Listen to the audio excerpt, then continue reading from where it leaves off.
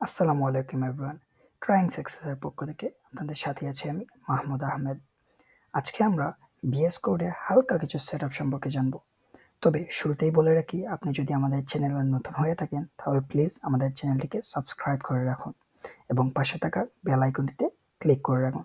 তো চলুন শুরু করা যাক। আমি আগের ভিডিওতেই আপনাদেরকে বলেছিলাম যে আপনারা ভিএস কোডটি ইনস্টল করে রাখার জন্য। তো আমি আশা করি আপনারা সবাই ভিএস কোড ইনস্টল করে ফেলেছেন। তো আমরা স্ক্রিনের এই জায়গাতে ক্লিক করে এখানে সার্চ করব ভিএস কোড লিখে, VSCODE কোড।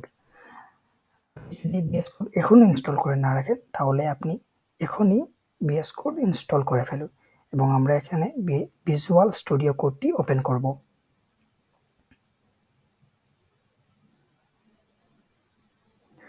এটা ওপেন করলে আমাদের সামনে এরকম একটা উইন্ডো আসবে।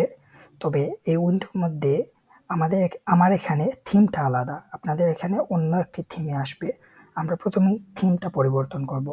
এই আমার প্রথমেই যে থিমটা আসে সেই থিমটা আমার ভালো লাগে না, তাই জন্য আমি থিমটা পরিবর্তন করেছি। থিম পরিবর্তনের জন্য আপনাকে প্রথমে ctrl+k তারপর ctrl+t প্রেস করতে হবে।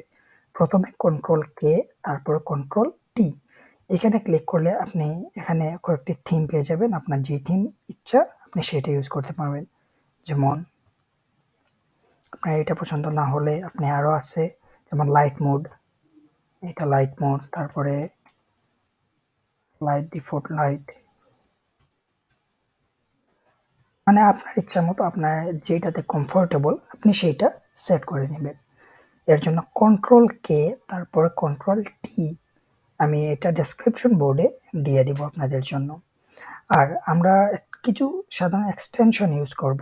এক্সটেনশন হচ্ছে যেগুলো আমাদের কাজকে করতে সহজ করে দেয়।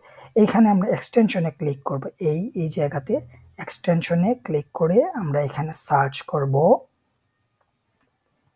LIVESERVER live server. Live server লিখে সার্চ করলে আমরা এই যে প্রথমেই যে এটা আসবে, এইটা লাইভ সার্ভার, এইটাতে ক্লিক করব। এটাতে ক্লিক করে আমরা এটা ইনস্টল করে নেব। আমার এটা ইনস্টল করা আছে, তাই জন্য আমাকে এখানে ইনস্টলের অপশনটা দেখাচ্ছে না। আপনারা সবাই এখানে ইনস্টলের যে অপশনটা পাবেন সেটাতে ক্লিক করে আপনারা সবাই এই লাইভ সার্ভার এক্সটেনশনটা ইনস্টল করে নেবেন। আর তেমন বেশি কিছু সেটআপ নেই ভিএস কোডে। তো আমরা আগামী ভিডিও থেকে আমরা HTML সিরিজ শুরু করব। আশা করি আপনারা সবাই HTML সিরিজে প্রথম থেকেই থাকবেন। আমি HTML এর বেসিক ধারণা থেকে শুরু করে যতক্ষণ পর্যন্ত লাগবে সেটুকু ধারণা দিয়ে দিব ইনশাআল্লাহ। তো সে পর্যন্ত ভালো থাকেন।